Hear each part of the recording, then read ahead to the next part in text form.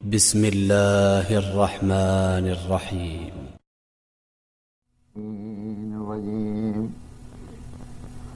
بسم الله الرحمن الرحيم. الحمد لله رب العالمين.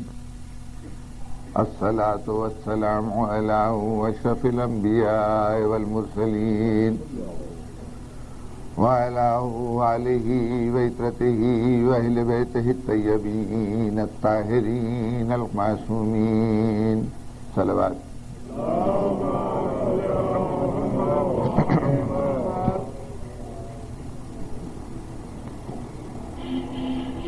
سامعین گرامی، یہ ایک طرح سے بدقسمتی ہے میری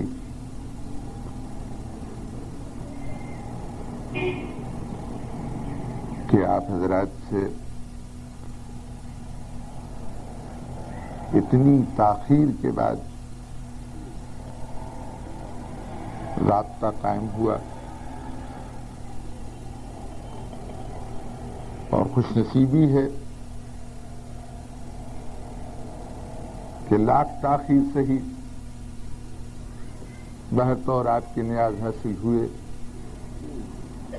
اور آج کی خدمت میں حاضر ہونے کا موقع ملا. لیکن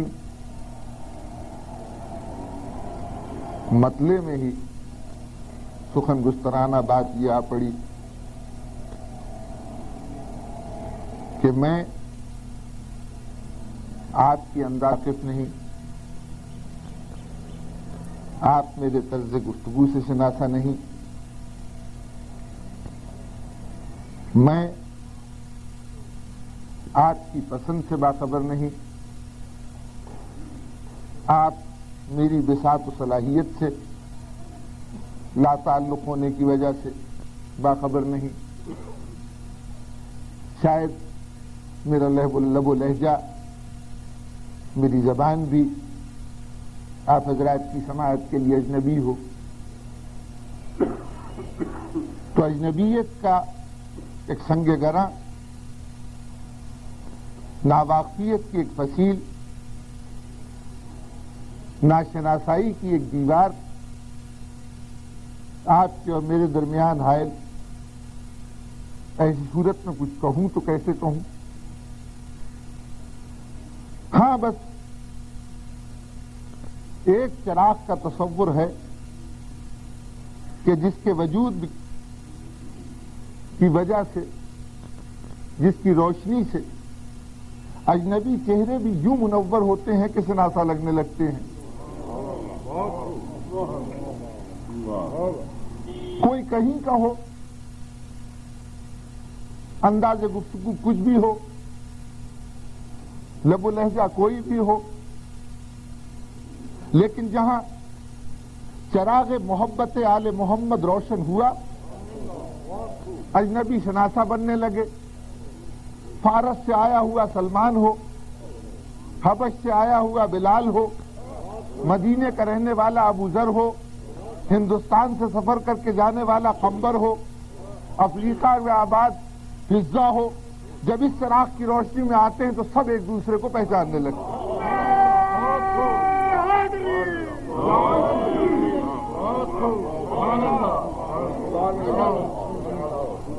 تو بس وہی چراغ ہے اور وہی روشنی، اور اسی کے سہارے عدم واقفیت کو واقفیت میں بدلتے ہوئے، اجنبیت کو شناسائی میں ڈھالتے ہوئے، چند لمحے آج کے قیمتی وقت میں سے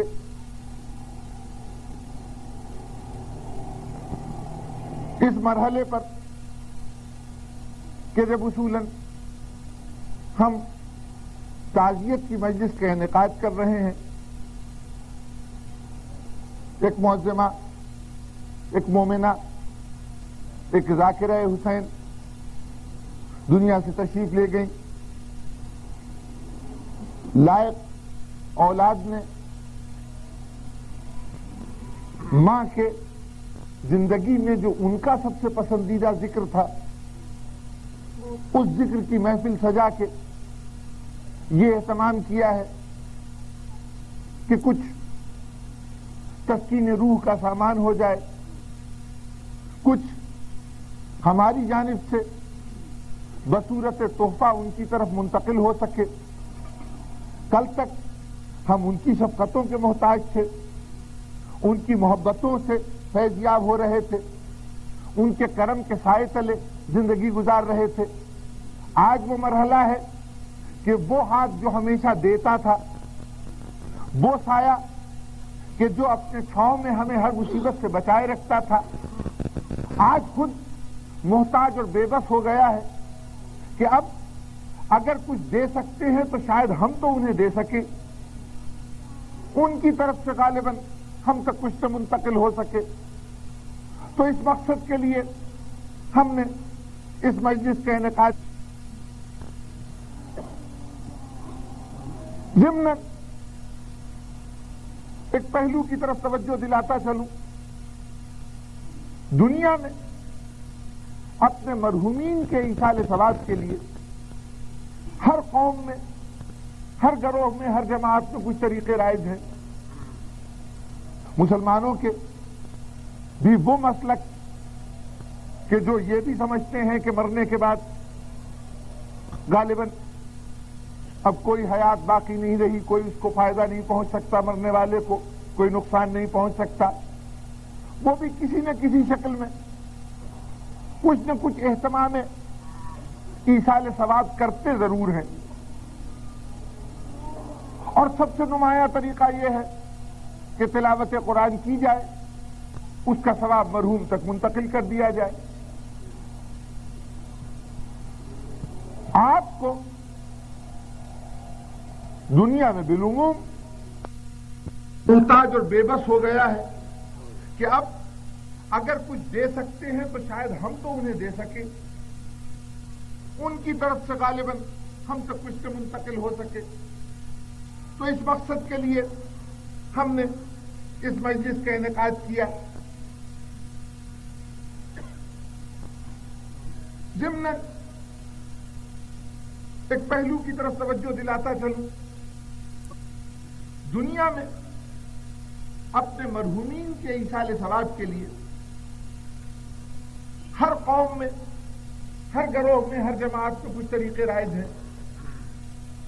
مسلمانوں کے بھی وہ مسلک کہ جو یہ بھی سمجھتے ہیں کہ مرنے کے بعد غالباً اب کوئی حیات باقی نہیں رہی، کوئی اس کو فائدہ نہیں پہنچ سکتا، مرنے والے کو کوئی نقصان نہیں پہنچ سکتا، وہ بھی کسی نہ کسی شکل میں کچھ نہ کچھ اہتمام ایصال ثواب کرتے ضرور ہیں۔ اور سب سے نمایاں طریقہ یہ ہے کہ تلاوت قرآن کی جائے، اس کا ثواب مرحوم تک منتقل کر دیا جائے۔ آپ کو دنیا میں بالعموم اور مسلمانوں میں بالخصوص یہ امتیاز حاصل ہے کہ صرف تلاوت قرآن پر ایصال ثواب کے عمل کو ختم نہیں کرتے، بلکہ اس کے بعد قرآن مجید پڑھ چکے، تلاوت ہو چکی، اب محفل سجا کے بیٹھ گئے اور اب خواہش یہ ہے کہ کچھ ذکر محمد و آل محمد ہو جائے، کچھ تذکرہ علی و اولاد علی ہو جائے، کچھ بزم پنجتن کی باتیں ہو جائیں۔ یہ ایک منفرد خصوصیت ہے آپ کی۔ تو ایک نظر ذرا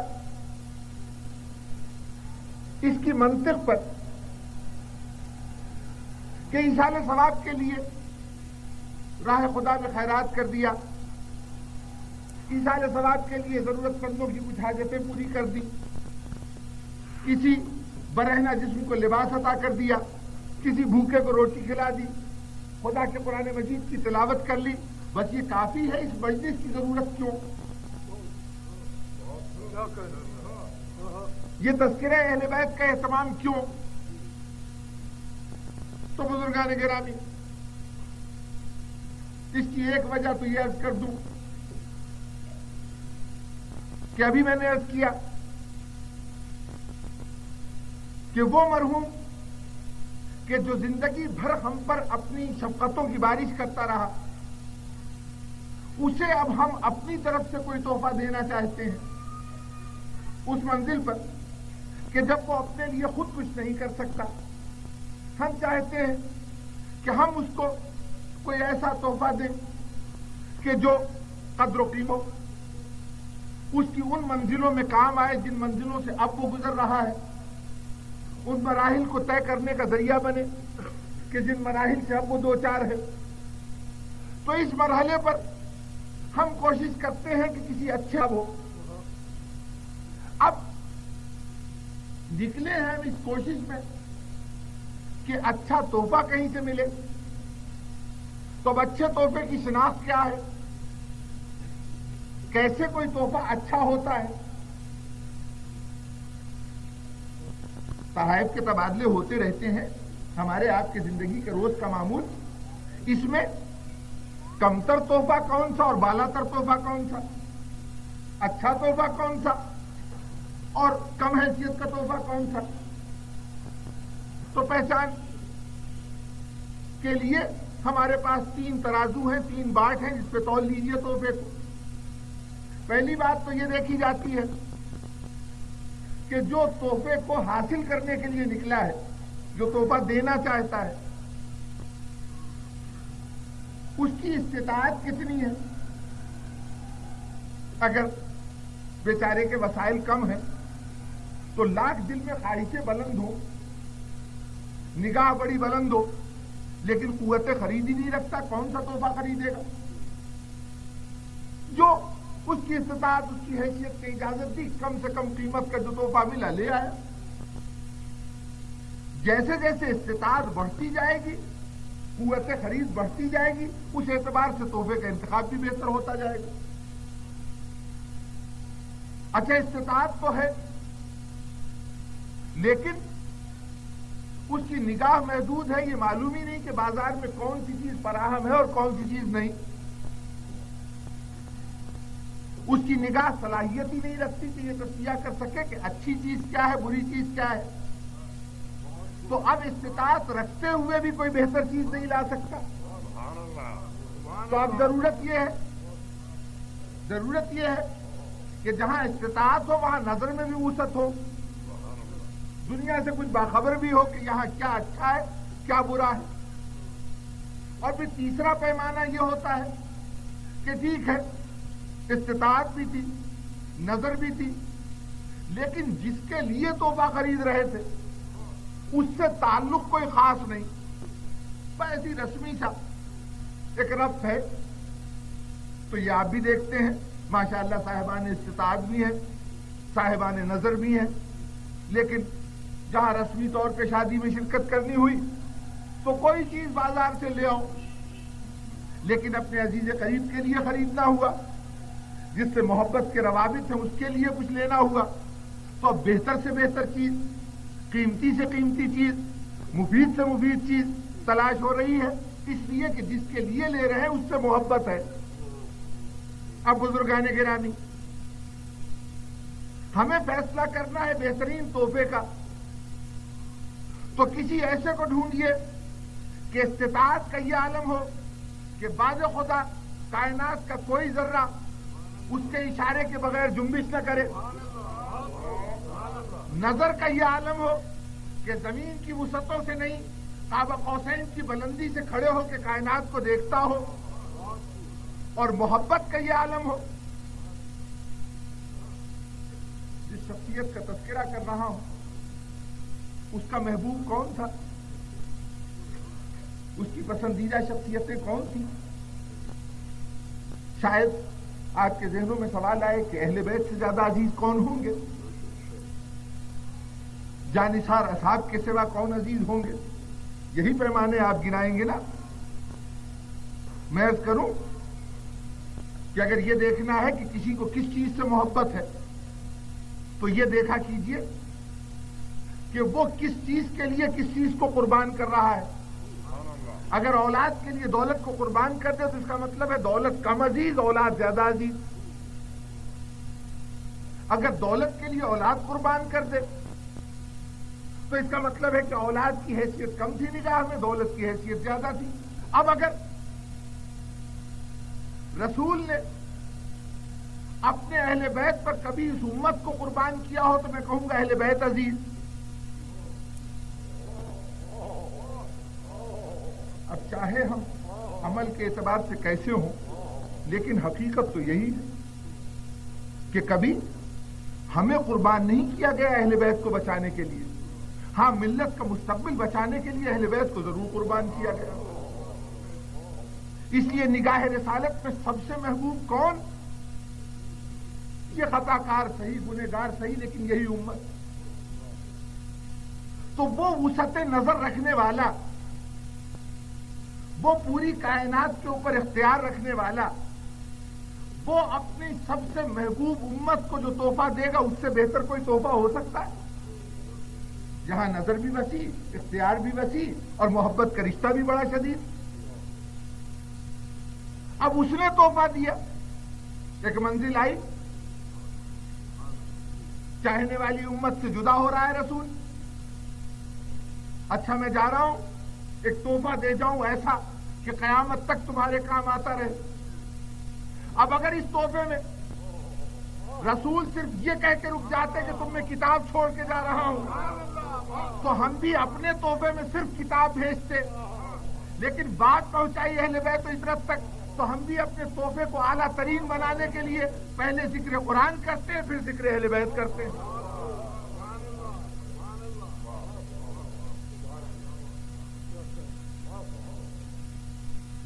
ہر چند کہ لوگوں کو شاخ گزرتا ہے، بہت سے لوگ حیران ہوتے ہیں کہ عجیب معمول ہے آپ کی زندگی کا۔ تذکرہ اہل بیت شب و روز کا معمول، اور خصوصیت سے اس میں ایک نام، ایسا نام کہ ٹھوکر لگے تو علی، سنبھل گئے تو علی، مصیبت پڑی تو علی، راحت کے مرحلے آئے تو علی، آنکھوں سے آنسو نکلے تو علی، چہرے پہ مسکراہٹ آئی تو علی۔ اس علی کے تذکرے کی ہر لمحے مقرر بیچارہ جس بات کو کہنے کے لیے سننے والوں کے کئی گھنٹے ضائع کر دیتا ہے، شاعر کو یہ قدرت حاصل ہے کہ وہ بڑی سے بڑی بات کو 2 جملوں میں کہہ دیتا ہے۔ یہ علی کا ذکر کیوں ہر لمحہ؟ ذکر خدا ملتوی ہو جائے، ذکر علی ملتوی نہیں ہوتا، سچی بات تو یہ۔ تو شاعر نے اس کی توجیہ کی، 4 مصروں میں وہ بات کہہ دی کہ جو شاید پوری تقریر میں نہ کہی جا سکے۔ نجم افندی مرحوم، درد دل سوز جگر دیدہ نم رکھتا ہوں، درد دل سوز جگر دیدہ نم رکھتا ہوں، میں تولا سے عبادت کا بھرم رکھتا ہوں، میں تولا سے عبادت کا بھرم رکھتا ہوں، درد دل سوز جگر دیدہ نم رکھتا ہوں۔ اور قوت دل کے لیے ذکر خدا سے پہلے، قوت دل کے لیے بڑی سرکار میں جانا ہے نا، بہت بڑی جگہ ہے، اور جتنی بڑی جگہ جا رہے ہیں اتنی زیادہ قوت کی ضرورت ہے۔ حکمرانوں کے دربار میں پہنچے تو ایسی سفارش لے کے پہنچے کہ حکمران کی نگاہ سے گرے نہیں۔ تو اب یہ وہ دربار ہے کہ جہاں سفارش سہارا نہیں بن سکتی، تو قوت دل کے لیے ذکر خدا سے پہلے یا علی کہہ کے مصلی پہ قدم رکھتا ہوں۔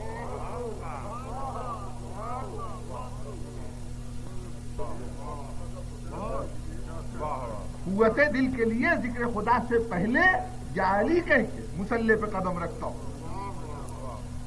یہ ہے وجہ ذکر علی کی۔ ایک اور وجہ بھی عرض کر دوں، مجھے روایت کی صحت پر بحث کرنا اس وقت مقصود نہیں، جو نتیجہ ہے وہ اور بھی حوالوں سے چونکہ ثابت ہے، اس لیے اس روایت کو آپ درست مانیں یا نہ مانیں، بہرطور کتب میں درج ہے۔ چراغ رسالت نگاہ ظاہر سے اوجھل ہو چکا ہے۔ اس دور کی بات، ایک صحابی رسول جو صحابیت کی سطح سے ترقی کر کے اہل بیت کی حدود میں داخل ہو چکے ہیں، حضرت سلمان فارسی، سفر میں مشغول ہے، ساتھ ایک بدو عرب کا ایک جاہل سا آدمی، وہ بھی مصروف سفر، ایک صحرا سے گزر ہوا، دور دور کوئی آبادی نہیں، کوئی نام نشان نہیں، وہاں نظر آیا کہ کچھ استخانے خستہ پرانی ہڈیاں انسانی بظاہر وہ پڑی ہوئی ہیں، دور دور نہ کوئی آبادی نہ کوئی راستہ۔ ہڈیاں دیکھی تو اس بدو کو خیال آیا، کہنے لگا کاش آج چراغ رسالت روشن ہوتا تو ہم بارگاہ رسالت پہ حاضر ہوتے اور کہتے یا رسول اللہ دعا فرمائیے تاکہ یہ سب زندہ ہو جائے، تو اس سے یہ پوچھتے کہ اس صحرا میں آ کے کیسے مر گیا، جہاں دور دور آبادی نہیں وہاں کیسے دم نکل گئے۔ تو سلمان نے کہا کہ تو نے جو یہ کہا کہ عہد رسول رسالت میں ہوتے اور ان سے دعا کی درخواست کرتے، وہ دعا مانگتے اور شاید اللہ اس کو زندگی دے دیتا، تو منصب رسالت کو پہچانتا ہی نہیں۔ رسول مقام دعا پہ نہیں ہوتا، وہ مقام قضاء و قدر پہ قسمت کے فیصلے لکھتا ہے۔ اس کے زبان کی ہر جنبش تقدیر کا قلم ہے۔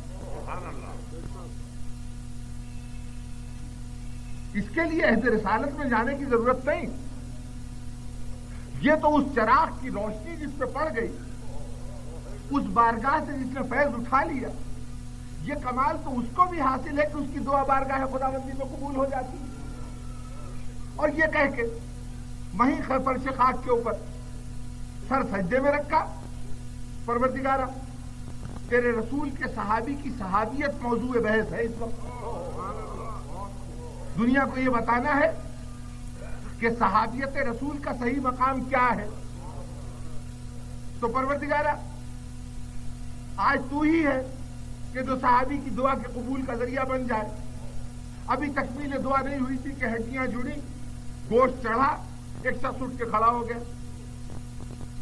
اب جو شخص اٹھ کے کھڑا ہوا تو اس نے دائیں بائیں دیکھا اور آواز دینی شروع کی، میرا اونٹ میرا اونٹ، اور یہ کہہ کے ایک سمت میں بھاگنے لگا۔ حضرت سلمان فارسی نے روکا، وہ جو ساتھ بدو تھا اس نے روکا کہ بھائی ٹھہر جا، جس لیے یہ سارے مراحل سے گزارا گیا تجھے وہ بات تو بتاتا جا، تو یہاں کیسے، یہ اونٹ کی صدا کیسے، جا کہاں رہا ہے؟ کہنے لگا قصہ یہ تھا کہ کہیں اس کا اونٹ گم ہو گیا تھا، 10 سال پہلے 100 سال پہلے کب کی بات تھی، اونٹ گم ہو گیا تھا۔ اونٹ کی تلاش میں صحرا میں نکلا، ادھر ادھر اونٹ کو آواز دیتا ہوا، اتنے میں قضاء الہی سے موت آئی، مر گیا۔ اب جو مر کے پتہ نہیں کتنا عرصہ گزر گیا، 50 سال گزرے، 100 سال گزرے، 200 سال گزرے، اب جو اٹھا تو جس مشغلے میں مرا تھا یہ نہیں یاد کہ کتنا عرصہ گزر گیا، تب اٹھا تو وہ سزا دیتا ہوا، میرا اونٹ میرا اونٹ میرا اونٹ۔ اگر قرآن سے دلیل چاہیے تو قصہ اصحاب کہف میں بھی یہی صورتحال ہے۔ نہ معلوم کتنی مدت گزاری، جب دوبارہ زندگی عطا ہوئی تو یہی سمجھ کے بازار میں گئے کہ کل تو وہاں سے آئے تھے آج واپس جا رہے ہیں۔ معلوم ہوا کہ موت کا وقفہ اس طرح سے گزرتا ہے کہ جب دوبارہ زندگی ملتی ہے تو ایسا لگتا ہے کہ جہاں سے کام چھوڑا تھا وہیں سے شروع کرنا ہے۔ تو ہم یہ چاہتے ہیں کہ جب قیامت کے دن اٹھے تو اونٹ اونٹ کی سزا دیتے نہ اٹھے، علی علی کی سزا دیتے اٹھے۔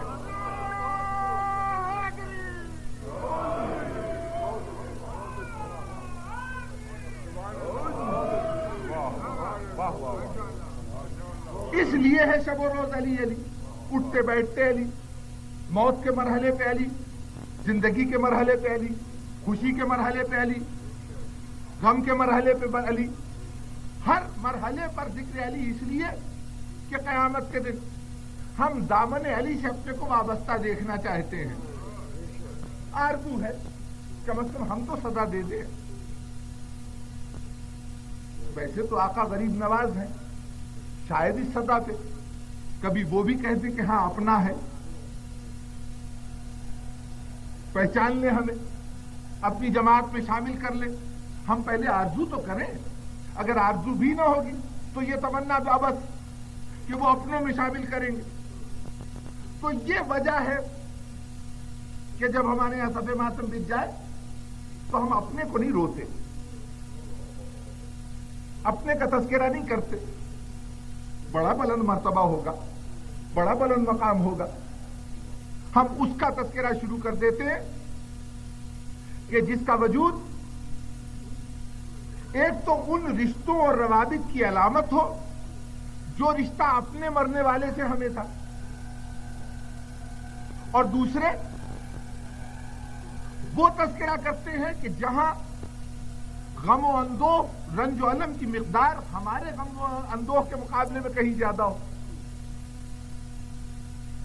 دیکھیے ہمارے مرنے والا ہمیں کتنا ہی عزیز صحیح، مر گیا خاک پہ مل جائے گا، چند دنوں کے بعد قصہ پارینہ ہو جائے گا، اولاد کے لیے عزیز ہوگا، اس کی اپنی نسل کے لیے قابل احترام ہوگا، لیکن باقی دنیا اس سے بے خبر، لا تعلق، اس کا وجود وقت پہ طاقت نشیاں ہو جائے گا کچھ دن کے اندر اندر۔ تو ہم تو یہ مجلس عزا منعقد کرتے ہیں، یہ کیوں کرتے ہیں؟ صرف اس لیے کہ ہمارا غم ہے بہت چھوٹا سا، بہت حقیر غم۔ یہ حقیر غم اپنے طور پر کوئی وجود نہیں رکھتا، کوئی حیثیت نہیں رکھتا۔ اس کے مقابلے میں غم کا ایک ٹھاٹھے مارتا ہوا سمندر ہے جس کی صداقت ماضی میں بھی تھی اور مستقبل میں بھی قائم رہے گی۔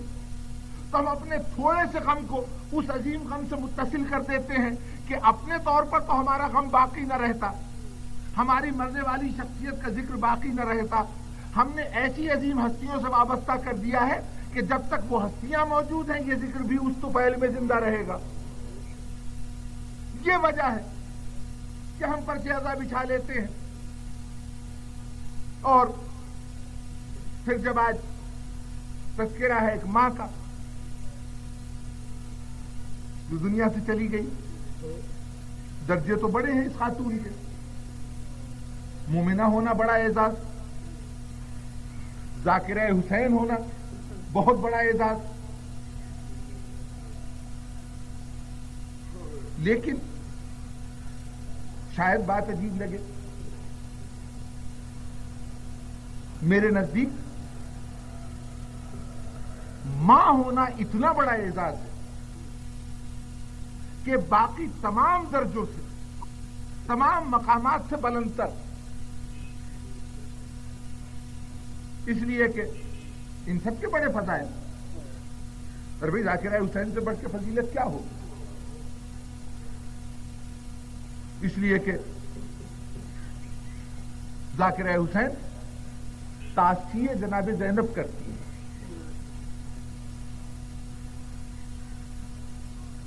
یہ شریعت زینب ہے، لفظ ذرا اجنبی سا ہوگا، لیکن زینب نے زندگی کا ایک نیا انداز سکھایا تھا، ایک نئی دھج کی تعلیم دی تھی، ایک نیا طرز حیات تعلیم کیا گیا تھا، اور اس طرز حیات کا نام تھا ذکر حسین۔ تو اب جو ذکر حسین کرتا ہے وہ زینب کے اس زندگی کے نظام کو قبول کرتا ہے جہاں اپنی تمام صلاحیتوں، تمام قوتوں کو وقف کر دیا جاتا ہے مظلومیت کے علم کو سربلند کرنے کے لیے اور ظالم کے ظلم کے پردے کو چاک کرنے کے لیے۔ یہ طرز زندگی ہے زینب کی زندگی، تو اس کو اپنانے والا بہت عظیم۔ لیکن اگر اللہ کے عطا کردہ دوسرے مناصب سے مقابلہ کروں تو مجھے حیرت ہو، مجھے کہنا پڑتا ہے کہ سب سے فضیلت کی منزلت اگر کوئی ہے کسی خاتون کے لیے تو وہ ہے ماں بننا. یہ ماں باپ کا رشتہ ایسا رشتہ ہے کہ اگر اہل فقہ مجھے معاف کریں تو میں ادب سے عرض کروں کہ مجھے تو والدین میں الوہیت کی شان نظر آتی ہے. معرفت خدا کا ذریعہ ہے والدین. جو صفات الہی ہم سنتے رہتے ہیں اگر ان صفات کو محدود پیمانے پہ دیکھنا ہے تو بس یہ والدین مظہر صفات الہی ہیں. وہ رحیم و کریم ہے تو اولاد کے ساتھ رحمت و شفقت کا انداز دیکھ لیجیے. اولاد کی اصلاح کے لیے جب سختی کی تو قہاری و جباری کی جھلک نظر آ گئی. اولاد پست ہو یا بلند ہو سب کو ایک نظر سے دیکھا تو اللہ کی وہ نگاہ نظر آ گئی جو پوری کائنات کے انسانوں پہ پڑتی ہے.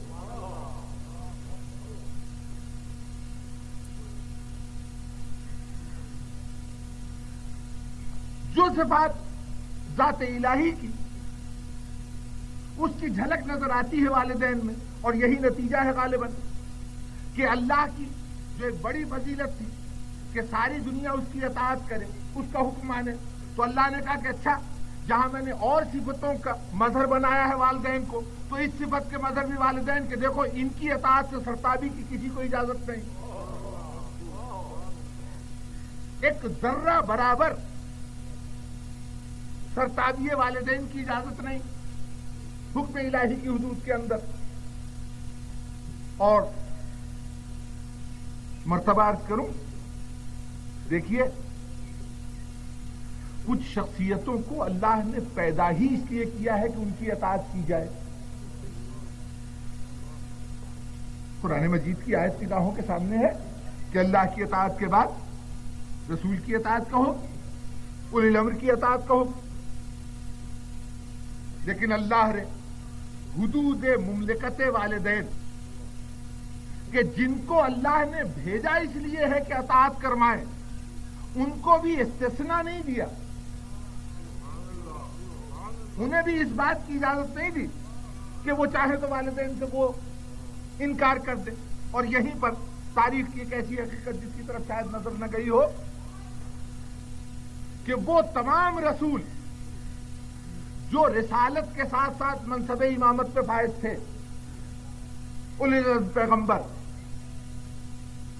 اور وہ تمام امام جو اللہ کی طرف سے اولی الامر بنا کے بھیجے گئے ان سب کو جب فریضہ اولی الامریت یا رسالت سونپا گیا جس مرحلے پر انہیں اپنا کام شروع کرنے کا حکم دیا گیا مبعوث کیا گیا اس مرحلے پر یہ ایک تاریخی تواتر ہے کہ جتنے امام منصب امامت میں جب فائز ہوئے جتنے خدا کے اولی العزم پیغمبر منصب رسالت پر جس مرحلے پہ فائز ہوئے اس مرحلے پر نہ ان کا باپ زندہ تھا نہ ماں.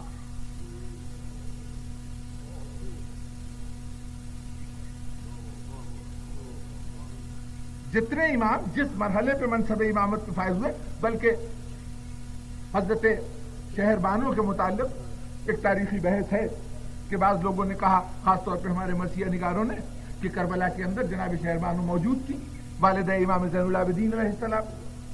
لیکن علماء نے یہ جواب دیا کہ علاوہ اور تاریخی دلائل کے ایک دلیل یہ دی کہ بعد عصر بعد شہادت امام حسین امام زمانہ تھے سید الساجدین اور جیسے ہی سید الساجدین امام زمانہ کی حیثیت سے اپنے منصب پہ فائز ہوئے اب کائنات کے ہر شے پر واجب ہو گیا کہ ان کی اطاعت کرے اور وہ اگر کسی کی اطاعت کرے تو پھر امام نہیں رہتے.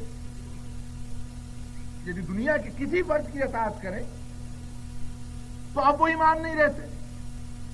اس لیے ضروری ہے کہ دنیا میں اس وقت کوئی ایسا فرد نہ ہو جس کی اطاعت امام زین العابدین پر واجب ہو. چنانچہ ماں اس وقت یقیناً دنیا میں موجود نہیں ہوں گی تو کوئی منصب امامت پہ امام، دیکھیے یہاں پر یہ بھی ہو سکتا تھا کہ اللہ کہہ دیتا کہ جس کو ہم امامت عطا کرتے ہیں وہ مستثنا ہے، وہ چاہے ماں باپ کی اطاعت نہ کرے، یہ بھی تو ایک صورت تھی.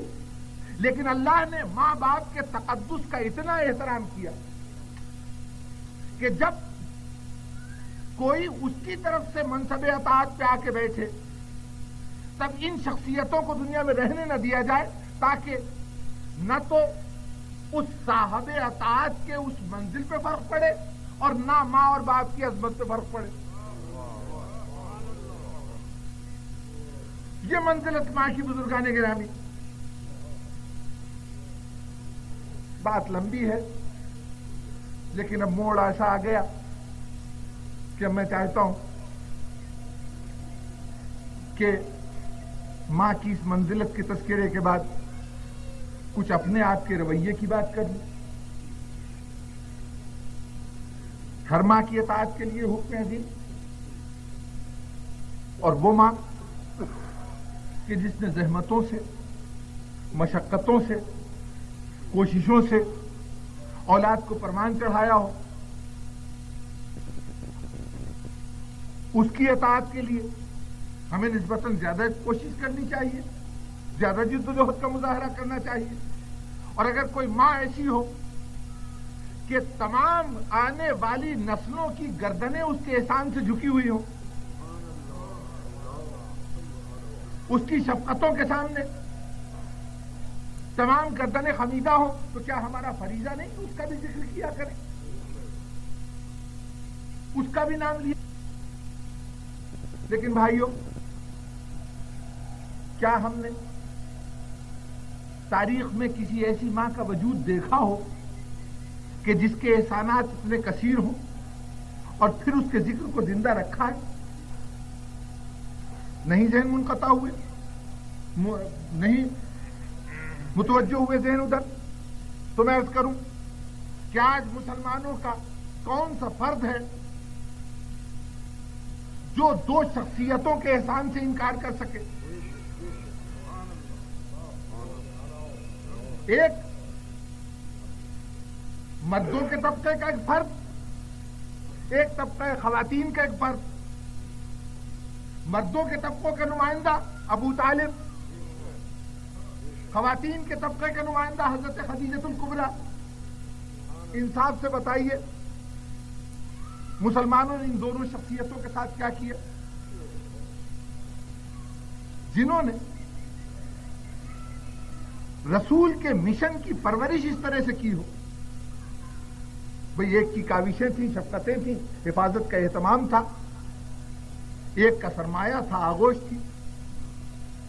تذکرہ ابو طالب مقصود نہیں، اور جناب خدیجہ کا تذکرہ بھی کما حقہ.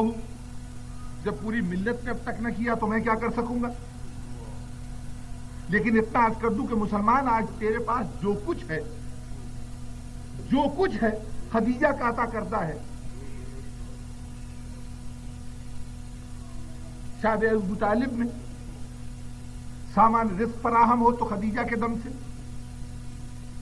خانہ کعبہ کو قیامت تک محافظ ملے تو خدیجہ کے دم سے، قرآن مجید کو حوض کوثر تک ساتھی ملے تو خدیجہ کے دم سے، عصمت کو پرورش کے لیے آغوش ملے تو خدیجہ کے دم سے، امامت کو پروان چڑھنے کے لیے کوئی صحن درکار ہو تو خدیجہ کے گھر کا صحن.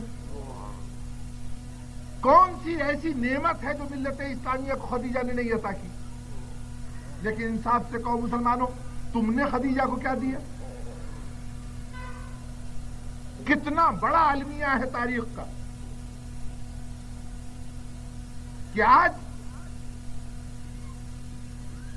ملت اسلامیہ اتنی تحقیق و جستجو کر چکی مختلف موضوعات پر، گمنام نامور ہو گئے،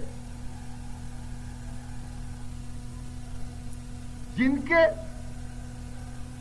مرگ و حیات کا کوئی بھی مرحلہ اتنا اہم نہیں تھا کہ تاریخ اس کو چند لمحوں کے لیے محفوظ کر سکتی. ان کو صدیوں کی زندگی عطا ہو گئی اسلام کی وجہ سے. اور اس مسلمان نے جس نے اپنے کھوٹے کو بھی کھڑا بنا لیا اسلام کی کسوٹی پہ، رکھ رکھ کے اس نے جناب خدیجہ کے ساتھ کیا کیا؟ دنیا اسلام میں اتنی کتابیں تصنیف ہوئیں، وہ خواتین جنہوں نے ذات رسالت کے ساتھ 8 سال گزارے، 5 سال گزارے، 3 سال گزارے، ان پہ پوری پوری کتابیں موجود.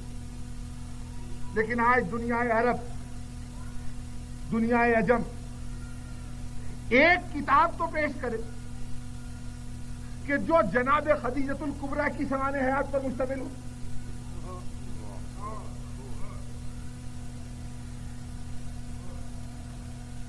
بارگاہ رسالت میں اس وقت آئیں کہ جب جناب رسالت باپ کی عمر 25 سال، وفات اس وقت ہوئی کہ جب حضور کی عمر 50 سال. دنیا میں سب سے زیادہ جس نے قربت رسول کا فیض اٹھایا خواتین میں، اس کا نام خدیجۃ الکبریٰ. 25 سال تک شب و روز ہر طرح سے شریک سفر رہے، اس کے ذکر کے لیے ایک صفحہ نہ لکھا جائے، اور جن کے سر پر حکومتوں اور خلافتوں سے وابستگی کے تاج رکھے ہوں، ان کا یہ عالم کیوں وہ کتابیں تصنیف کرے. مسلمانوں، کیا جناب خدیجہ حق نہیں رکھتی کہ سب تذکروں سے زیادہ ان کا تذکرہ ہو، سب سے زیادہ ان کے نام کی سربلندی کی بات ہو؟ دیکھیے، دولت مند تھی، اتنی دولت مند تھی کہ ملکۃ العرب کہلاتی تھی. روایتیں یہ بھی ہیں کہ جس وقت تقریب عقد منعقد ہوئی تو درمیان میں مردوں کا ایک طرف اجتماع تھا، عورتوں کا ایک طرف اجتماع تھا. تو دیوار جو کھڑی کی گئی تو وہ سونے چاندی کی اینٹوں کو ایک دوسرے پہ رکھ کے دیوار بنائی گئی. یہ دولت ہے جناب خدیجہ کی. اور جب خدیجہ کی اولاد جوان ہوئی، خدیجہ کے دختر کی شادی کا مرحلہ آیا، تو آپ نے دیکھا کیا جہیز گئے. مٹی کے کچھ برتن ہیں، کھجور کی کچھ چٹائی ہے، چمڑے کا ایک ٹکڑا ہے، اس نوعیت کا سامان ہے. وہ عظیم الشان دولت جو اس مرحلے پہ تھی وہ کہاں گئی؟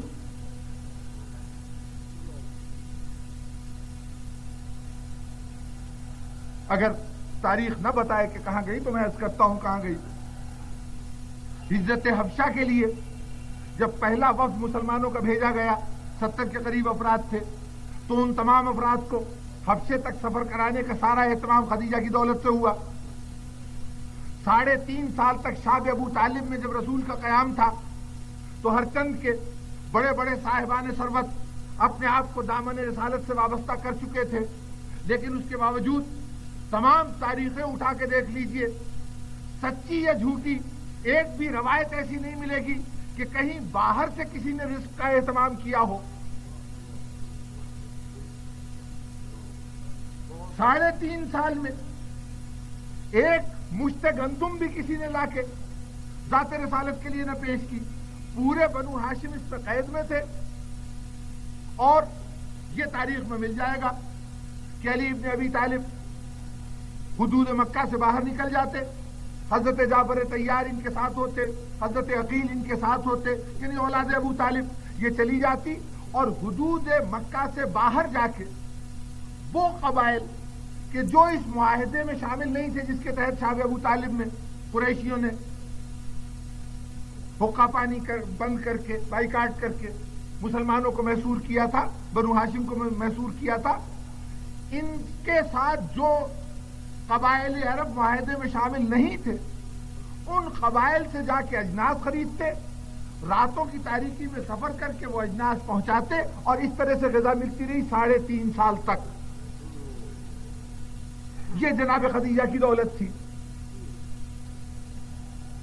شروع میں اسلام کا نام بلند ہوا تو جو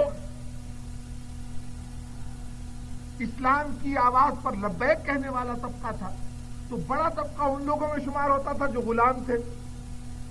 اب کفار کے غلام اسلام قبول کرتے تو مصائب کا زیادہ سامنا کرتے۔ اس مرحلے پہ خدیجہ کی دولت صرف ہوتی ان غلاموں کو خرید کر کے آزاد کرنے میں۔ تو آج اگر اسلام تم تک پہنچا ہے مسلمانوں، تو خدیجہ کی دولت کے نتیجے میں۔ اچھا، اس کے بعد ہم نے تاریخ میں دیکھا، مجھے شخصیات سے بحث نہیں، دل آزاری سے،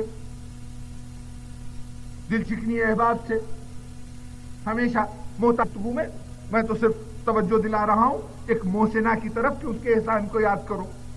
مجھے اس سے غرض نہیں کہ تاریخ میں اور لوگوں کے رویے کیا تھے، ان کا کردار کیا تھا، لیکن ایک بات بہر طور کہنی ہے کہ بعد رسالت ہمیں تاریخ کے ذمہ دار صفوں پر یہ بیان مل جاتا ہے کہ ازواج رسالت میں اس بات پر حکومت سے اختلافات ہوتے رہے کہ ہمارا وظیفہ کم کیوں کیا گیا اور فلاں کا وظیفہ زیادہ کیوں کیا گیا۔ وظائف مقرر ہو گئے تھے، جو بدری صحابی تھے، بدر میں شریک ہونے والے صحابی تھے، ان کے لیے ایک گریڈ تھا وظیفوں کا۔ جو ازواج رسالت تھی، یقیناً مسلمانوں کو چاہیے تھا کہ ان ازواج کا احترام کرتے اور ان کی ضروریات کی فراہمی کے لیے جو کچھ بھی ہو سکتا کم تھا۔ کاش ایسا کوئی قانون اگر بنا تھا کہ خاندان رسالت کی ضروریات کو پورا کرنے کے لیے مسلمانوں نے اس کو اپنا ذمہ داری سمجھا تھا، تو کاش یہ قانون تمام خاندان رسالت کے افراد کے لیے یکساں ہوتا۔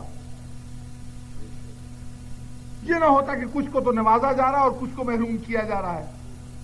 برطور ہمیں تاریخ میں یہ بحث عام ملتی ہے کہ وظائف مقرر ہوئے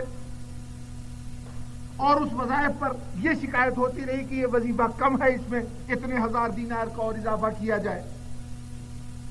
تو اب ہمارے سامنے دو رویے، از روئے قرآن خانہ رسالت پہ رہنے والی ہر خاتون ہمارے لیے ام المومنین سراغوں پر، لیکن باہر طور یہ فرق رہے گا کہ ایک ماں وہ ہے جس نے اپنی دولت اپنے بچوں کو کھلا دی، اور ایک ماں وہ ہے جو بچوں کی دولت پر اپنی پرورش کرتی رہی۔ تو باہر طور کھلانے والی اور کھانے والی ماں میں کچھ تو فرق ہوگا۔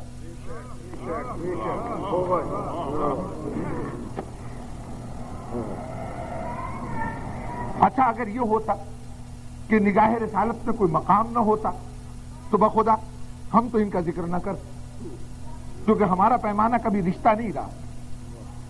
ہمارے لیے یہ بات کوئی اہمیت نہیں رکھتی کہ رسول کا چچا کون ہے، رسول کا بیٹا کون ہے، رسول کا بھائی کون ہے، رسول سے متعلقین اور کون ہے۔ یہ ہے مسلک، یہ ہے عقیدہ کچھ احباب کا کہ وابستگی کی نوعیت خواہ کوئی ہو، بس وابستہ ہو گیا تو قابل احترام ہو گئے۔ اگر اولاد میں شامل ہے تو کوئی اولاد ہو قابل احترام، ازواج میں شامل ہے تو کوئی ازواج میں سے ہو قابل احترام، جتنے چچا قابل احترام، جتنے چچا کی اولادیں قابل احترام، جتنے پاس آ کے بیٹھ گئے وہ قابل احترام۔ لیکن ہم کہتے ہیں کہ اگر پاس بیٹھنے والوں میں سے چنیں گے تو ہم یہ نہیں دیکھیں گے کہ پاس بیٹھے کتنے ہیں، بلکہ کتنے ہیں جن کو اپنا کہا گیا ہے۔ ہم نہیں دیکھیں گے کہ اولاد کتنی ہے، ہم یہ دیکھیں گے وہ کون سی اولاد ہے جس کی تعظیم کے لیے باپ کھڑا ہو جاتا ہے۔ ہم یہ نہیں دیکھیں گے نواسے نواسیاں کتنے ہیں، ہم دیکھیں گے وہ کون سے نواسے ہیں کہ جن کی عظمت کے سامنے نماز کو پس پش ڈال دیا جاتا ہے، ان کی عظمت کو سربلند کیا جاتا ہے۔ تو ہمارا پیمانہ تو انتخابی ہے، ہم تو چن کے لیتے ہیں، ہم تو نگاہ رسالت دیکھتے جاتے ہیں، جہاں جہاں نگاہ رسالت رکتی جاتی ہے ہم سر نیاز جھکاتے جاتے ہیں۔ سبحان اللہ، یہ ہمارا پیمانہ ہے۔ تو اگر نگاہ رسالت میں مقام نہ ہوتا تو ہم ذکر نہ کرتے، لیکن اب یہ قول رسول اور انتہائی ذمہ دارانہ ذرائع سے ہم تک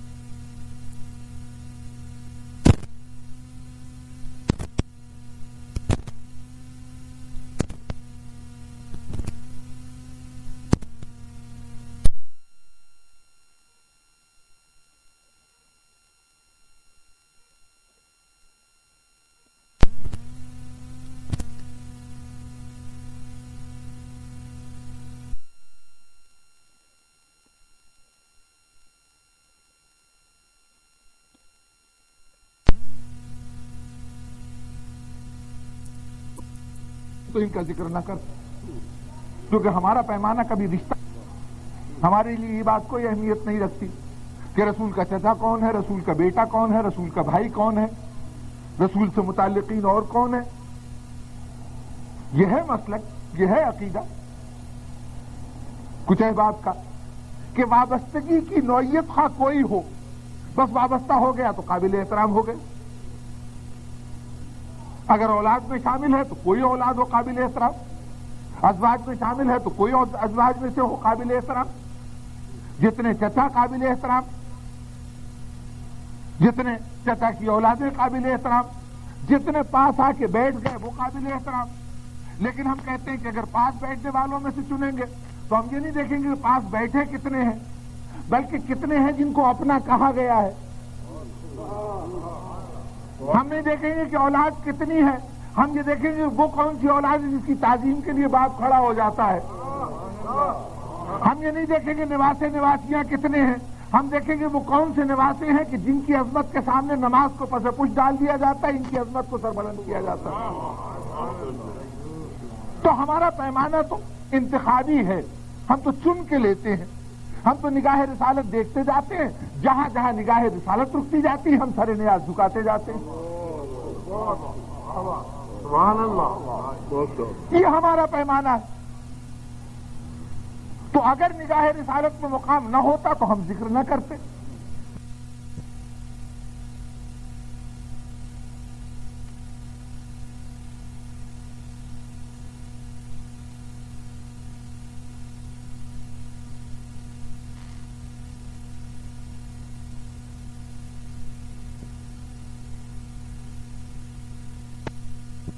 ہوتا کہ نگاہ رسالت میں کوئی مقام نہ ہوتا تو بخدا ہم تو ان کا ذکر نہ کرتے، کیونکہ ہمارا پیمانہ کبھی رشتہ نہیں رہا۔ ہمارے لیے یہ بات کوئی اہمیت نہیں رکھتی کہ رسول کا چچا کون ہے، رسول کا بیٹا کون ہے، رسول کا بھائی کون ہے، رسول سے متعلقین اور کون ہے۔ یہ ہے مسلک، یہ ہے عقیدہ کچھ احباب کا کہ وابستگی کی نوعیت خواہ کوئی ہو، بس وابستہ ہو گیا تو قابل احترام ہو گئے۔ اگر اولاد میں شامل ہے تو کوئی اولاد ہو قابل احترام، ازواج میں شامل ہے تو کوئی ازواج میں سے ہو قابل احترام، جتنے چچا قابل احترام، جتنے چچا کی اولادیں قابل احترام، جتنے پاس آ کے بیٹھ گئے وہ قابل احترام۔ لیکن ہم کہتے ہیں کہ اگر پاس بیٹھنے والوں میں سے چنیں گے تو ہم یہ نہیں دیکھیں گے کہ پاس بیٹھے کتنے ہیں، بلکہ کتنے ہیں جن کو اپنا کہا گیا ہے۔ ہم نہیں دیکھیں گے کہ اولاد کتنی ہے، ہم یہ دیکھیں گے وہ کون سی اولاد ہے جس کی تعظیم کے لیے باپ کھڑا ہو جاتا ہے۔ ہم یہ نہیں دیکھیں گے نواسے نواسیاں کتنے ہیں، ہم دیکھیں گے وہ کون سے نواسے ہیں کہ جن کی عظمت کے سامنے نماز کو پس پش ڈال دیا جاتا ہے، ان کی عظمت کو سربلند کیا جاتا ہے۔ تو ہمارا پیمانہ تو انتخابی ہے، ہم تو چن کے لیتے ہیں، ہم تو نگاہ رسالت دیکھتے جاتے ہیں، جہاں جہاں نگاہ رسالت رکتی جاتی ہے ہم سر نیاز جھکاتے جاتے ہیں۔ یہ ہمارا پیمانہ ہے۔ تو اگر نگاہ رسالت میں مقام نہ ہوتا تو ہم ذکر نہ کرتے۔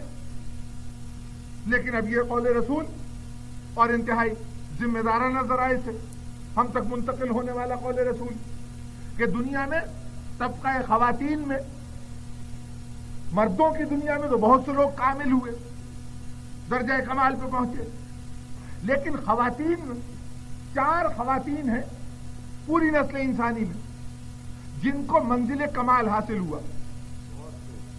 ان میں سے 4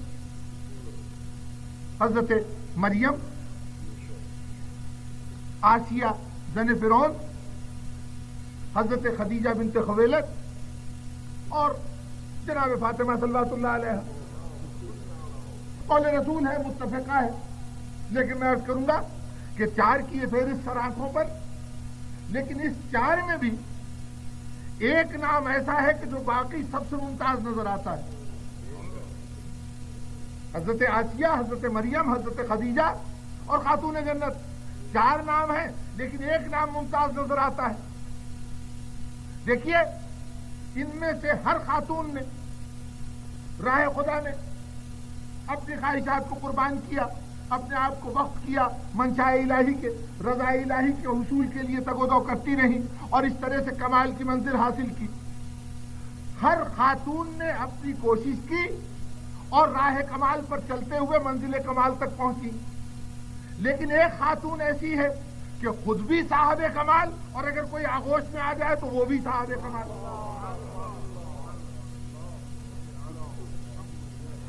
تو بتائیے کہ منفرد ہے کہ نہیں؟ یہ تو وہ کمال ہے کہ جو خاتون جنت کو بھی نہیں ملا۔ ہاں ثانیہ زہرا تھی ان کی بھی دختر، لیکن زہرا نہیں تھی باہر کو۔ یہ اعزاز خاص ہے جو جناب خدیجہ کو حاصل، کہ جو آغوش میں پل گیا وہ عصمت کی جان بن گیا۔ کہنے والے نے ایک مرحلے پہ کہہ دیا تھا، اور مرحلہ بھی کیا تھا؟ کچھ خواتین گھر میں آ گئیں، بوڑھی عورتیں، حضور نے اپنے شانے سے چادر اتاری، بچھا دی، اس پہ بٹھایا، گھر میں جو کچھ کھانے کے لیے تھا وہ لا کے ان کے سامنے رکھا، اس کے بعد جو کچھ اس قسم مال گھر میں موجود تھا ان کو دیا، اور اس اہتمام سے ان کو رخصت کیا۔ رسول ہمیشہ کے متواضع، صاحب خلق عظیم، لیکن یہ رویہ کچھ کو کھٹکا۔ پوچھنے والوں نے پوچھا کہ ان خواتین سے یہ امتیازی سلوک کیوں؟ ان پہ اتنی رحمت کی بارش کیوں؟ اتنا کرم کیوں؟ تو کہا تم نہیں جانتی؟ سوال کرنے والے سے ارشاد پیغمبر ہوا تم نہیں جانتی؟ یہ عورتیں جو آئی تھیں، خدیجہ اپنی زندگی میں ان کے ساتھ احسان کرتی تھی، اور جب دنیا سے جانے لگی تھی تو کہہ کے گئی تھی یہ بے سہارا عورتیں ہیں، یا رسول اللہ ان کا ہمیشہ خیال رکھیے گا۔ اللہ رے عظمت جناب خدیجہ! دیکھیے تاریخ میں ہمیں اور خواتین کی اپنے شوہروں سے، ذات رسالت سے وابستہ خواتین کی اپنے شوہر رسول سے فرمائشوں کی بہت سی مثالیں ملتی ہیں۔ کہیں کوئی مثال دکھائیے کہ جو مثال اپنی شخصیت کے حدود سے نکل کر رسول کے مشن سے مطابقت رکھتی ہوئی ہو۔ کہیں کھیل تماشے کی خواہش، کہیں زندگی کے تفریحات میں حصے دار ہونے کی خواہش، کہیں جسم کی تندرستی اور توانائی کے لیے مقابلے کرنے، بھاگ دوڑ کی خواہش۔ لیکن ایک وصیت اگر ہمیں ملی تو صرف خدیجہ کی زبان سے ملی کہ جہاں نہ دولت کی تمنا ہے، نہ اپنے خواہشات کی تکمیل کی تمنا ہے، نہ اپنے تفریحات کی فکر ہے تو کیا کہ رحمت للعالمین بن کے آیا ہے رسول، اس کی رحمت کا چشمہ ہمیشہ جاری رہے، فیضان رحمت ہر فرد پہ ہوتا رہے۔ تو اس مرحلے پر جس سے یہ گفتگو ہو رہی تھی اس نے کہہ دیا کہ کیا ہر وقت ذکر کرتے رہتے ہیں، خدا نے آپ کو اس سے بہتر شخصیتیں عطا کی ہیں۔ تو ارشاد ہوا کہ خبردار آئندہ یہ بات نہ کہنا، تمہیں نہیں معلوم کہ دنیا میں جتنی راحت مجھے خدیجہ اور فرد کے دم سے نہیں ملی۔ یعنی سند قبولیت بارگاہ رسالت سے عطا ہو گیا خدیجہ۔ تو اب تاریخ جاہ و منصب کو دیکھ کر، سرمایہ و دولت کو دیکھ کر، جس کے سر پر دل چاہے عظمت کا تاج رکھے، ہم تو اسی کو سلام کریں گے جو بارگاہ رسالت میں مقبول ہوا۔ ہاں یہ سمجھتے ہیں کہ آپ کیوں اس کے ذکر سے پہلو تہی کرتے ہیں، وجہ سمجھ میں آتی ہے۔ شاید ایک قصور یہ ہو کہ مشکل سا لفظ ہے لیکن کہہ ہی دوں کہ شاید ایک قصور یہ ہو کہ خدیجہ خلافت زادی نہیں تھی، اور یا پھر یہ قصور ہو کہ خدیجہ فاطمہ کی ماں تھی، اس فاطمہ کی ماں کہ جو زوجہ علی ابن ابی طالب تھی، بس نہ علی سے ذہنی مطابقت ہو سکی نہ فاطمہ سے ذہنی مطابقت ہو سکی، تو اب فاطمہ کی ماں خدیجہ سے کیسے ذہنی مطابقت ہو سکتی؟ یہ بھی نہ دیکھا کہ نقصان کتنا ہوا، اس دامن کو چھوڑنے سے نقصان کتنا ہوا۔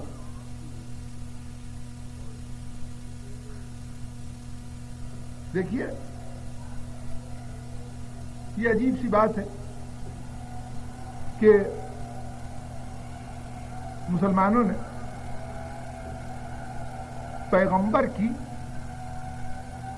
تاریخ ولادت اگر پوچھی ہے تو مسلمانوں میں شدید اختلاف، کوئی کہتا ہے 12 ربیع الاول، کوئی کہتا ہے 9 ربیع الاول، اس سے بھی پہلے یکم ربیع الاول، اور کچھ روایتوں میں آپ لوگ کہتے ہیں 17 ربیع الاول۔ اچھا چلیے، ولادت میں اختلاف ہو گیا اس لیے کہ جس وقت ولادت رسول ہوئی تھی تو کسے معلوم تھا کہ کل یہ رسول ہوگا، کل یہ نجات نسل انسانی کا سامان بنے گا، اس کا جلایا ہوا چراغ ہدایت قیامت تک روشن رہے گا، یہ تو ابھی تو نہیں معلوم نا۔ اچھا تو جس وقت دنیا سے رسول تشریف لے جا رہے تھے اس وقت تو تعارف ہو چکا ہے رسول کی ذات سے، اب تو ہم جانتے ہیں کہ یہ دنیا سے جانے والا کون ہے، یہ دنیا کا نجات دہندہ، یہ قیامت کے دن ہمارا شفیع، اب تو ہم جانتے ہیں۔ لیکن آج پوچھئے مسلمان سے کہ کب وفات ہوئی، وہ اگر بات 28 صفر اور 12 ربیع الاول پہ رہتی تب بھی معاملہ ختم ہو جاتا، لیکن جا کے دیکھ لیجئے کسی نے کہا جی یکم ربیع الاول کو انتقال ہوا، کسی نے کہا 12 ربیع الاول کو انتقال ہوا، کچھ ایسے بھی حضرات ہیں جنہوں نے سرے سے ربیع الاول کے انتقال کی بات ہی کو نظر انداز کر دیا، انہوں نے کہا کسی اور مہینے میں ہوا تھا۔ تو نہ تاریخ ولادت معلوم نہ تاریخ وفات معلوم۔ اب دل میں دل چاہتا ہے یہ سوال کیا جائے کہ مسلمانوں تم جس رسول کو مانتے ہو اس کی ولادت سے بھی بے خبر، وفات سے بھی بے خبر، تمہاری رسول سے دلچسپی کا یہ حال ہے؟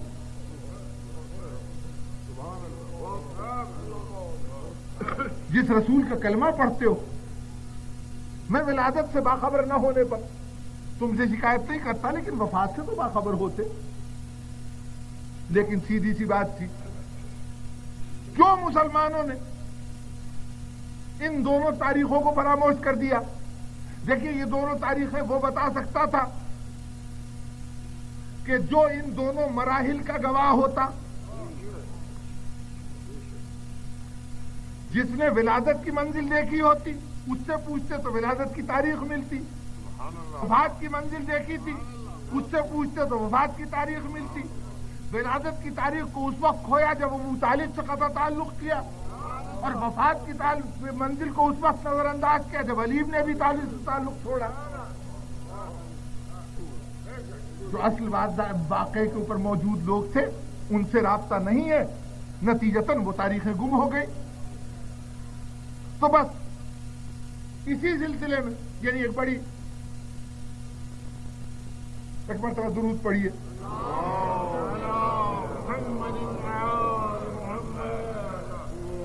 زحمت نہیں دوں گا زیادہ دیر کی، ہر چند کے بہت سی باتیں کہنے کے لیے بےتاب بھی ہوں، خواہش بھی ہے، لیکن کیا کروں کہ بہرطور وقت کی زنجیر دامنگیر ہے۔ پہلی وحی کا نزول غار حرا کا مشہور و معروف واقعہ، جائیے اٹھا کے کتابیں دیکھ لیجئے کہ کس نے روایت کی۔ واقعہ یہی ہے کہ جبریل آئے، جو مکالمے وہاں ہوئے غار میں آپ حضرات سن چکے ہوں گے۔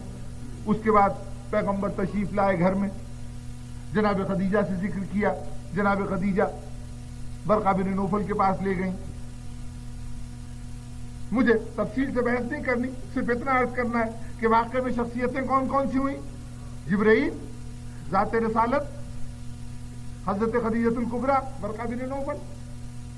جبریل سے آپ کا رابطہ نہیں۔ جہاں جہاں بھی یہ روایت درج ہے کہیں نہ حضرت خدیجہ سے روایت اور نہ برقہ بن نوفل سے، برقہ بن نوفل سے ہوتی بھی روایت تو ہم کیوں مانتے؟ مسلمان تو تھا نہیں۔ اچھا تو پھر خود زبان رسالت سے ارشاد ہوا ہوتا، کہیں زبان رسالت سے بھی ارشاد نہیں. راوی ازواج رسول میں سے ہی ایک فرد ہے، لیکن ایسا فرد کہ جس کے لیے مسلمانوں نے کہا کہ جب عقد ہوا تھا تو عمر تھا 6 سال، اور عقد کب ہوا تھا؟ غار حرا کے اس واقعے کے 10 سال بعد. اس کا مطلب ہے کہ اس واقعے کے 4 سال بعد ولادت ہوئی. تو جو واقعے کے 4 سال بعد پیدا ہو اس سے پوچھو گے تو وہ یہی سنائے گا کہ وحی کا نزول نہیں تھا، کشتی لڑی جا رہی تھی. ظاہر ہے کہ جو اصل موقع پہ موجود افراد تھے اگر ان سے پوچھا جاتا تو شاید واقعات کی صحیح تفصیل آتی. ہم نے پوچھا ان سے کہ جو اس وقت کہا جاتا ہے کہ پیدا نہیں ہوئے، ویسے تو مجھے اس مسئلے پر بہرطور اتفاق نہیں ہے، اس کی تاریخی وجوہات ہیں، اس میں کسی کی توہین یا کسی کی عزت بے عزتی کا سوال نہیں ہے، بلکہ بس سمیٹ دوں بات کو. کہنا تو بہت کچھ چاہتا تھا، اس لیے کہ مسلمانوں نے اس خاتون کے متعلق جو کچھ بھی نقل کیا کل صداقتیں کیا ہیں. رسول سے شادی ہوئی، جس وقت شادی ہوئی اس وقت آپ کی عمر 40 سال تھی، جناب رسالت میں آپ کی عمر اس وقت 25 سال تھی. آپ کی اس سے پہلے 2 شادیاں ہو چکی تھی، یہ تیسری شادی تھی. 2 مرتبہ بیوہ ہو چکی تھی، پھر یہ تیسری شادی ہوئی. پھر اللہ نے آپ کو بہت سی اولادیں دی جس میں سے کم از کم 4 بیٹیاں باقی رہیں. یہ ٹوٹل معلومات ہیں جو حضرت خدیجہ کے متعلق فراہم کی جاتی ہیں. اور لطف کی بات یہ کہ نہ اس میں عمر کی داستان درست کہ آپ کی عمر اتنی زیادہ تھی، نہ آپ کی بیوگی کی داستان درست. ہمارا موقف یہ ہے کہ آپ رسالت میں آپ کی پہلی اور اس سے پہلے کوئی شادی نہ ہونے والی کنواری خاتون تھی. اور جہاں تک اولاد کا معاملہ ہے اس میں بھی آپ سمجھتے ہیں، جانتے ہیں کہ ہمارا مسلک، ہمارا موقف کیا ہے. تو 3 باتیں مسلمانوں کی تینوں غلط.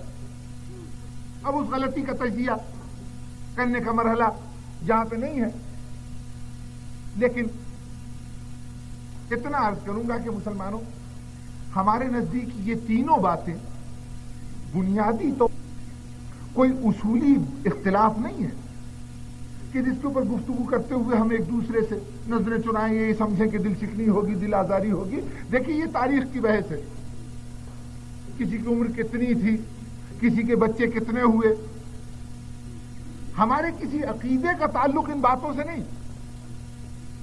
جناب خدیجہ باقرہ ہو یا بیوہ ہو، جناب خدیجہ کی 1 بیٹی ہو یا 4 بیٹیاں ہوں، جناب خدیجہ کی ہماری روایات کے مطابق 28 سال عمر ہو شادی کے وقت یا بقول آپ کے 40 سال عمر ہو، اس سے جناب خدیجہ کے مقام اور منزلت پہ فرق نہیں پڑتا، بلکہ ان باتوں کو فضیلت کی عنوان بنانا مقام رسالت سے عدم شناسائی کی دلیل ہے.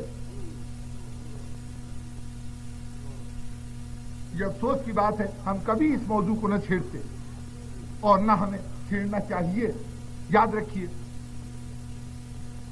کہ کسی شخصیت سے تاریخ کی ہمارا سیاسی اختلاف ہو سکتا ہے، نظریاتی اختلاف ہو سکتا ہے، لیکن اس نظریاتی یا سیاسی اختلاف کا ہرگز یہ مطلب نہیں کہ ہم اس شخصیت سے کوئی ایسی بات منسوب کریں جس بات کا اثر ذات رسالت پر پڑتا ہو.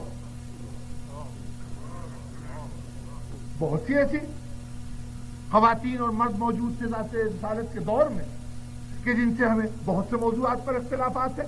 ہم ان اختلافات پر گفتگو بھی کرتے ہیں، اپنے نقطۂ نظر کو بھی پیش کرتے ہیں، لیکن نعوذ باللہ کبھی یہ جسارت نہیں کر سکتے کہ کسی زوجہ رسول کے متعلق، کسی صحابی رسول کے متعلق کوئی ایسی بات کہیں کہ جس کا اثر ذات رسالت کے اوپر پڑے، جس سے شان رسالت میں تخفیف ہوتی ہو. تو بھائیو، جب ہم برائی میں اس بات کا خیال رکھیں کہ جس سے ہمارا اختلاف ہے اس کو برا کہتے ہوئے بھی ہم شان رسالت کو مقدم رکھیں، تو جب کسی کی تعریف کر رہے ہو تو تعریف کرتے ہوئے ہم شان رسالت کو پیش نظر نہیں رکھیں گے. تو اب ذرا انصاف سے کہنا کہ دنیا کے کسی باغیرت انسان کی زوجہ کی عمر کو زیر بحث لایا جائے، اس کی شکل و صورت کو موضوع بنایا جائے، اس کے عمر کے سوال کو زیر بحث لایا جائے، تو کیا یہ بات اس شوہر کے لیے اس کی غیرت کو للکارنے کے مترادف نہیں ہوگی؟ آج ہمیں یہ کہنے والے کہ تم خاندان رسالت کی عورتوں کے نام اپنے جلوسوں میں ماتم کے دوران کیوں لیتے ہو؟ ان کا نام لینے سے توہین ہوتی ہے۔ ایک طرف تو غیرت اتنی نازک کہ اگر نام کو سن لیں تو باوجود اس کے قرآن میں پورا سورہ مریم موجود ہو، تذکرہ مریم موجود ہو، ہم پہ اعتراض کریں کہ نام کیوں لیا، اور خود یہ عالم ہے کہ زوجہ رسول کا تذکرہ ہو تو اوروں کی زبان سے نہیں، خود زوجہ رسول کی زبان سے، کبھی حسن کی تعریف، کبھی عمر کی تعریف۔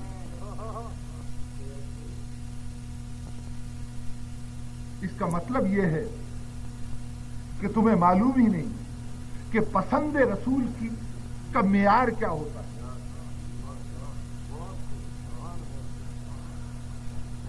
یہ تمہارا معیار جو اس وقت کے عیش پرست شہنشاہی دور کا ذہن جو کچھ کہہ رہا تھا، اس تمام بات کو ذات رسالت سے منسوب کر دیا گیا۔ بلحوثی کے مزاج کے تقاضے تھے کہ شکل اچھی سے اچھی ہو، عمر کم سے کم ہو۔ پیغمبر کی پسند و ناپسند کے یہ پیمانے؟ ارے تم میں سے جو ذوق سلیم رکھتا ہے، جو نگاہ وسیع رکھتا ہے، جو بلند نظری رکھتا ہے، اس کی پسند و ناپسند بھی شکل و صورت کی تابع نہیں ہوتی۔ اپنی اولاد کے لیے رشتے کی تلاش کے لیے آپ نکلتے ہیں تو کیا دیکھتے ہیں؟ نام و نسب دیکھتے ہیں، قوم قبیلہ دیکھتے ہیں، عادات و اطوار دیکھتے ہیں، شکل بھی اس میں ایک جز ہے۔ تو پسند و ناپسند کے فیصلے میں شکل کو سب سے ثانوی اہمیت دے، اور رسول جب دنیا نے انتخاب کے لیے نکلے تو اس کی پسند کا معیار یہ ہو کہ شکل کس کی اچھی، رنگ کس کا بہتر۔ تو ہم اس بات کو سرے سے موضوع بنانا ہی بنیادی طور پر غلط سمجھتے ہیں، لیکن کیا کریں کہ تاریخ میں موضوع اس کو غیروں نے نہیں، جن کی شکل و صورت کی بات تھی انہوں نے موضوع بنایا۔ بہتر بزرگان گرامی، ہمارے پیش نظر تو صرف یہ ہے کہ نگاہ رسالت پہ منتخب کون، کیونکہ ہم جانتے ہیں کہ نگاہ رسالت شکل و صورت پہ فیصلے نہیں کرتی، کردار پہ فیصلے کرتی۔ دیکھیے، یہ کردار کے فیصلے کا نتیجہ ہے کہ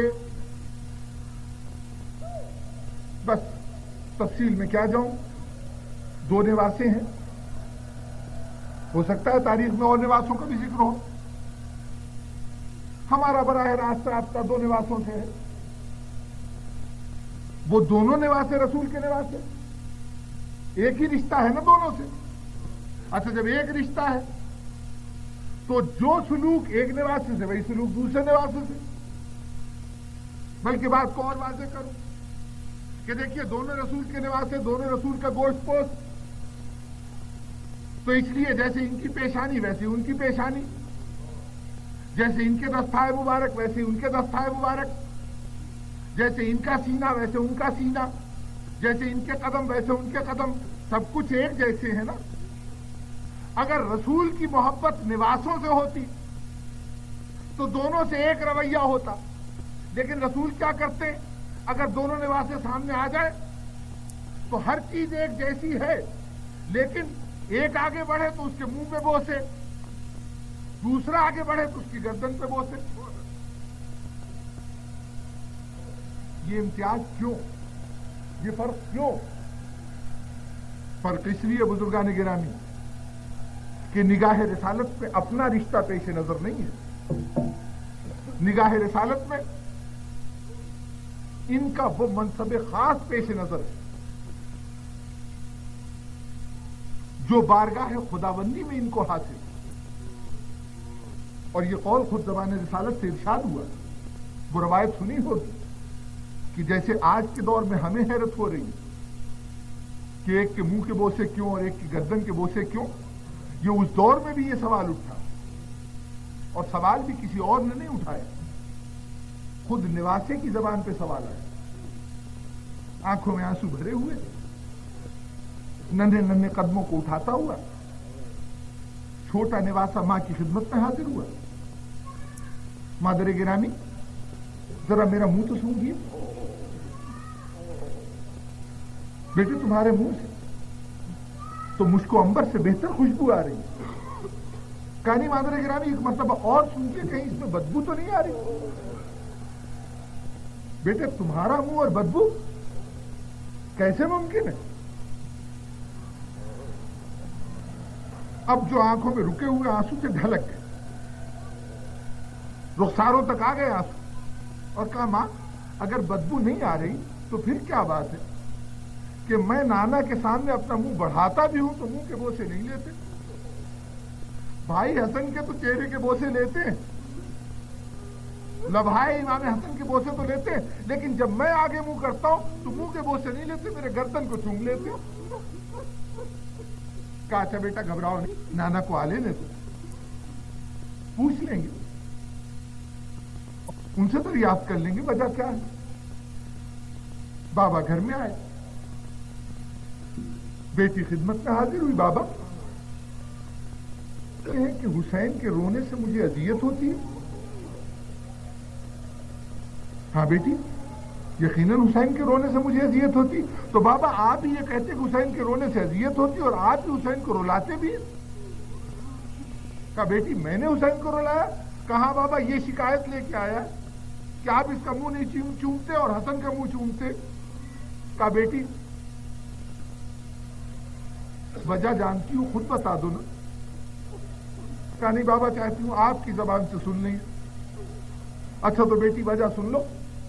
وجہ یہ ہے کہ وہ شہید تو دونوں راہ خدا میں ہوں گے. حسن زہر دغا کھا کے شہید ہوگا تو اس لیے ظلم کا نشانہ بنیں گے لب, اس لیے لبوں کے بے سے بوسے لیتا ہوں.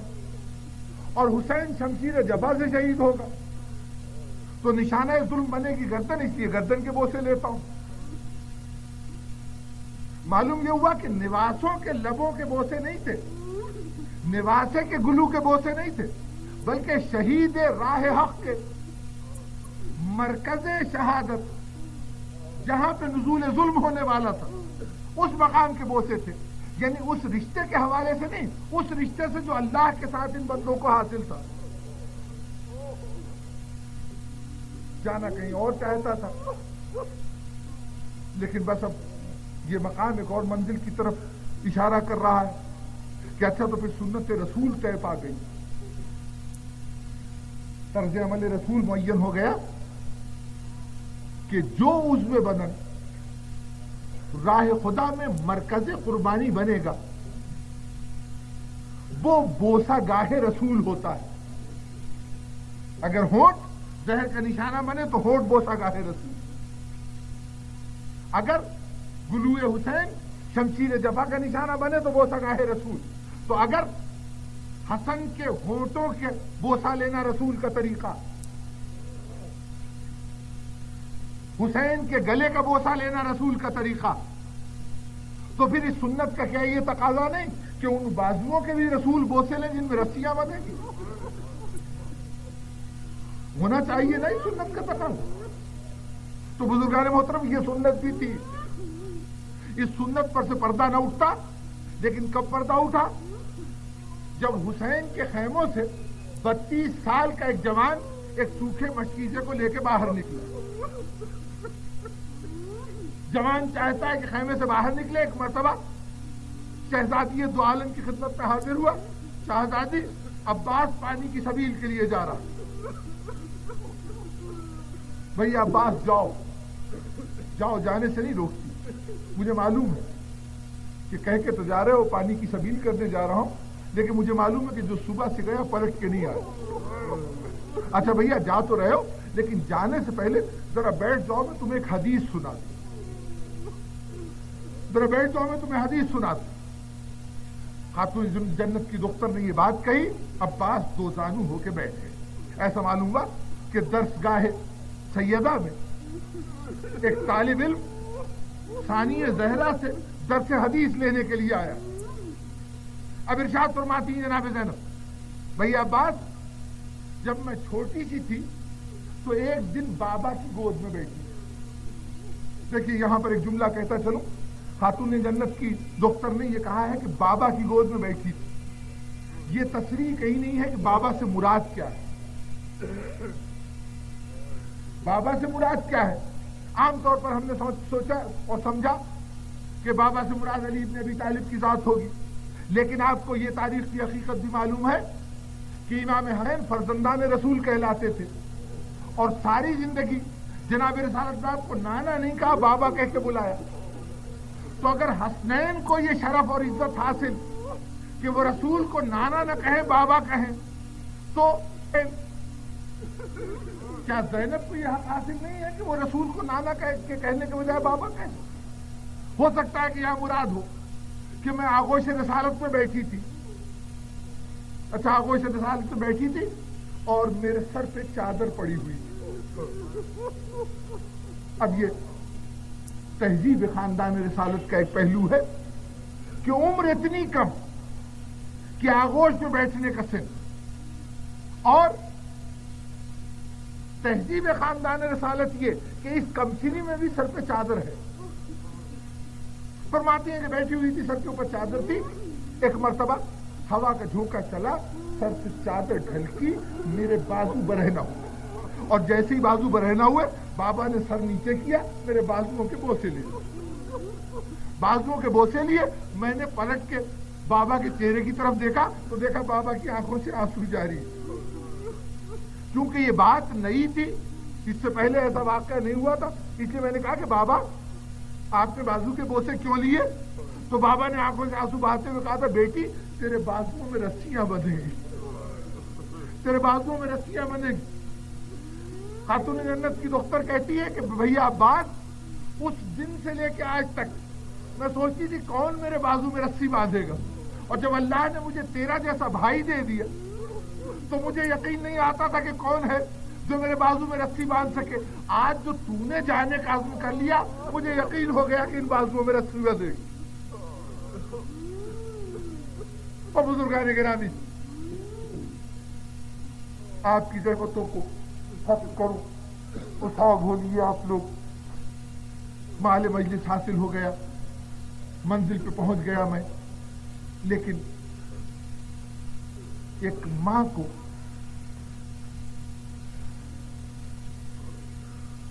ایصال ثواب کے لیے جہاں اس مجلس کا انعقاد ہوا ہے وہاں ہم ماں کے صدمے سے دوچار ہونے والے بچوں سے, اس اولاد سے کہ جو شفقت مادری سے محروم ہوئے ہیں, اس سے ہم تعزیت بھی کرتے ہیں.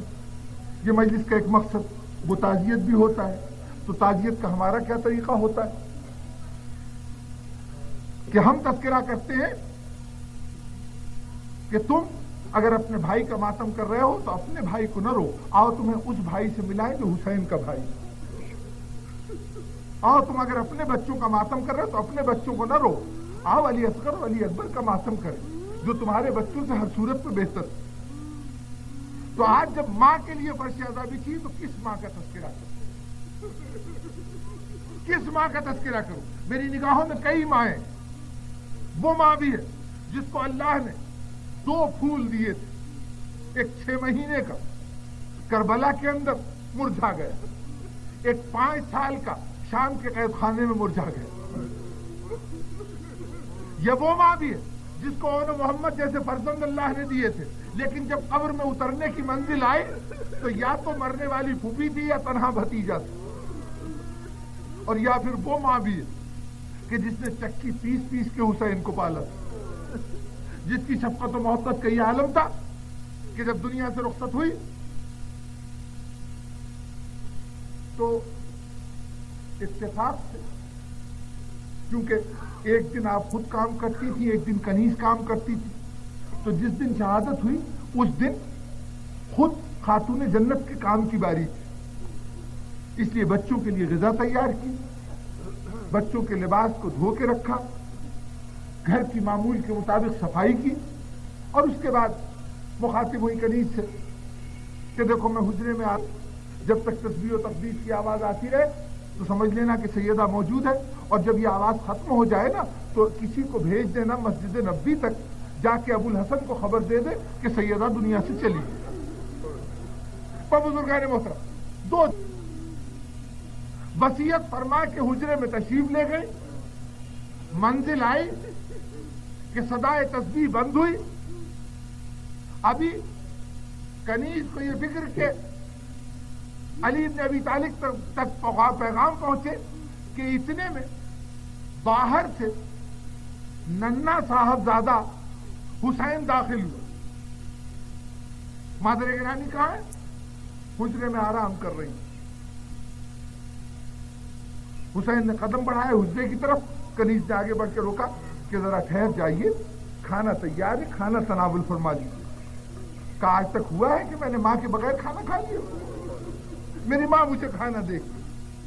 کہا نہیں، آپ کی والدہ نے کہا ہے کہ میں آرام کر رہی ہوں، کوئی آرام میں مخل نہ ہو۔ کہا ہاں ہو سکتا ہے ماں نے کہا ہو، لیکن یہ حکم حسین کے لیے نہیں ہوگا، یہ حکم حسین کے لیے نہیں ہوگا۔ یہ کہہ کے حسین بڑے، حجرے کا دروازہ کھولا، دیکھا ماں سامنے مصروف استراحت۔ آواز دی ماں، ماں حسین آیا، ماں حسین آیا، کوئی جواب نہیں آیا۔ پھر مخاطب ہوئے ماں حسین آواز دے رہا، کوئی جواب نہیں آیا۔ کہا ماں حسین سلام عرض کر رہا ہے، کوئی جواب نہیں آیا۔ تو ایک مرتبہ مخاطب ہوئے ماں، ماں جب تک تو بولے گی نہیں حسین آواز دیتا جائے گا۔ اس وقت مولا علی قسم کھا کے کہتے ہیں کہ خدا کی قسم ایک مرتبہ میں نے دیکھا کہ خاتون جنت نے اپنے دونوں ہاتھ بلند کیے اور آواز دی آ حسین میرے سینے سے لگ جاؤ۔ بس بزرگان گرامی، ختم ہو گئی آپ کی زحمتیں۔ یہ واقعہ ہے 10 ہجری کا، یہ واقعہ ہے 10 ہجری کا مدینے کا۔ اور پھر اس کے بعد 61 ہجری آئی، کربلا میں 10 محرم کا دن گزرا، شام آئی۔ آج تو آواز دے رہا ہے بیٹا ماں، حسین آواز دے رہا ہے جواب دے۔ اور اب کربلا میں کیا ہو رہا ہے؟ سن 61 ہجری کی شام ہے کہ پتھروں کے ایک ڈھیر کے سامنے ایک بی بی کھڑی ہے، بالوں کو کھولے ہوئے۔ بیٹا اس دن تو بلا رہا تھا، آج ماں آواز دے رہی، میرے حسین لبیک کہہ، میرے حسین جواب دے۔ لیکن حسین اپنے بازو کو کیسے بلند کرے؟ کسی شقی نے ہاتھوں سے انگوٹھیاں اتارنے کے لیے حسین کا بازو بھی قلم کر دیا۔